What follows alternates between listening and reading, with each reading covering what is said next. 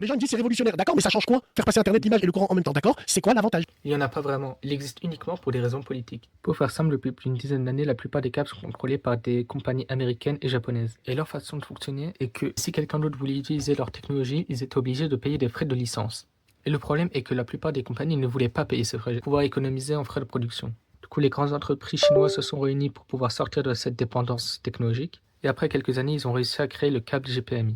Il se présente en deux formes, une qui ressemble à de l'HDMI et un autre type C qui est moins puissant. Mais les deux permettraient de remplacer tous ces câbles. Mais pas seulement ça, ils seraient aussi bien plus puissants que la concurrence, en étant 2 à 3 fois plus rapides en transfert de données et en transfert de courant. Mais vous pouvez vous demander que ce que je dis depuis tout à l'heure, ce sont seulement des avantages. Ils seraient plus puissants et permettraient aux compagnies de moins payer. Ce sont que des avantages.